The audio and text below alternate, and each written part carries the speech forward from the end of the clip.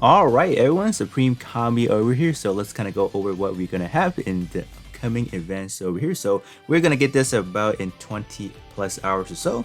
So in terms of the Warfare unit, we are finally getting something for the Mobile Fighter series over here, so or the G Fighter series over here, so that is definitely gonna be some exciting stuff. Like in terms of the G Gundam series, there's still a lot of unit they can definitely push out. So they have been like doing stuff for like the Warfare section of it, like 3-star unit. They really have not touched too much in terms of the 4-star section or even like Sokai tier stuff. Like the only one we have so far is only going to be like the God Gundam per se. So I don't even know when they will actually release like the other stuff over here. So this unit is going to be the Mandela Gundam over here. So this is a representation for the Neo and the pull up here. So let me actually take a look at how many parts we are getting. So that will definitely determine how many parts we have to kind of upgrade for a bingo set. So let me see over here. So you guys already saw what we're gonna have for upcoming week already in terms of the Sokai stuff. So let me see. The Mandela Gundam. So we have 5 parts for the Gundam and then 1 melee weapon. So that's gonna be like the staff that is actually holding. And then I believe we're actually getting the pilot as well. So we are gonna be getting Kiro Makaro over here. So it's gonna be 7 parts, I believe. So it could be like a little bit of an expensive upgrade, definitely. So that is going to be pretty much it in terms of that. I do wonder if they could. I don't know. I don't think there's ever any of like unit in the G series or the G Gundam series that has like a ranged weapon and a shield, because that is definitely something we are missing from the set. Because right now currently we only have like the 5 sets of like the unit that have mobile fighter tag and then melee weapon and then some pilots. Like the only 2 things we're missing is like a ranged weapon and then like shield. So like hopefully we can kind of get that eventually. But in terms of the big boys, right, the Sokai unit, we are getting an Amazon Gundam over here. Like no lie, this unit right here is literally made to promote like the Amazon Prime in Japan whatsoever. So that's why it's the name is called the AZ Gundam over here. But like if we talk about, let me try to transition over here. So we got the Mandela Gundam over here. So let us take a look at the Amazon Gundam over here. So we take a look at the trivia over here somewhere down here. So the A to Z Gundam was created for Amazon Japan as a part of exclusive streaming right for the Gundam Build Fighter battle log up here. So yeah, we actually did have a battle log for the Gundam, like the original Build Fighters over here. So if you guys do want to check out the original series where this unit was actually live, so you want to be checking out the battle log 5 where I believe the Meijin Kawaji was fighting against, I believe, just Yori, I believe. So he was actually, yeah, all right. So he was fighting against this the Galaxy Cosmo over here. So which is a unit that we have gotten like I think last year around. So yeah. So if you guys want to watch that, definitely check it out. It's a pretty epic fight, I gotta say. Like this unit is actually gonna be packing a lot of firepower up here. So definitely not something to look shortly up. So let me do transition back into the game first, because I want to quickly take a look at how many armament we are going to be getting. So we are going to be getting the full set of the Gundam, so 5 parts for that, beam saber, and then a twin hyper mega launcher, and then we also have one as a coupled version, and then we also have a beam saber shield. So it's not looking great already. Like I like the unit itself. Like the A to Z Gundam looks pretty good. I think it has a pretty much a very good reminiscent to the Lightning Gundam Full Burnier, which like I'm still waiting for. When that actually drop, I'm literally gonna go ham into it, because that is a unit that I personally do like back in the OG Tri-Fighter series. So yeah, so we got 10 parts to be summoning. So I am not a big fan of that. Like there's just too many parts. Like actually 9 parts. So yeah, that's a pretty big general pro right there. I'm not looking forward to that.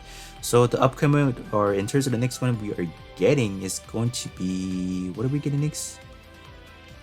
So on top of that, we are getting the Justice, or the Aegis Knights as well. So this is gonna be from your Build Divers Re-Rise over here. So this is the final version of the Kazumi's unit over here. So let me do kind of transition back. So if you want to see the actual episode, I believe the Aegis Knight actually appears in like, you want to start looking at episode 21 of the Re-Rise. I think that is actually when it's like kind of like finish like kind of remodeling it. So that is definitely some episode you want to be catching up on. You definitely want to see episode 22 as well, because that is when we have like the full cutscene EX skill right there. The Sekiro, I don't even know how to pronounce it actually, so I'm not gonna pronounce it. So we got the Hyper Beam Saber Sword, or the Hyper Beam Sword over here. So that is gonna be like our EX skill anyway. So it's gonna activate a King's mode over here. So I'm just gonna assume this is gonna be like an awakening skill. So whatever EX skill that comes with is actually gonna be awakenable. So if you're talking about chaining that to like another EX skill, yeah, kind of good luck with that right there. So definitely to do check out those episodes if you guys are feeling like you want to know a little bit more. So the actual VFan does actually raise up. So that is definitely a pretty good gimmick if you are using this beam saber, like the hyper beam saber or the beam sword to be exact. I'm pretty sure if you do have the head part mounted on your suits, that is literally gonna raise up right there. So okay, so the actual high grade Chris kit right there. So that is gonna be pretty much it. So that's gonna be like the general picture right there. So now going back to the game, I want to see how many parts we're looking at. That's a big question right there.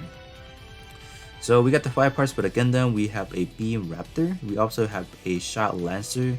So one is gonna be your close combat one. So it's gonna be like your melee weapon-esque. And then you also do have one for your ranged weapon. And then also gonna be an Aegis shield. So again, we're looking at 9 parts again. So this is not looking good for summoning, like for sure not, because like you just have too many weaponry, then summoning for each one of those parts is gonna be tough. So so it looks like we are gonna be having like a combo of both a melee suit and then a shooting based suit over here. So I think the best bet is definitely going to be looking over the portrait, what kind of EX skill they're packing. So they already did announce what kind of custom EX skill we're getting.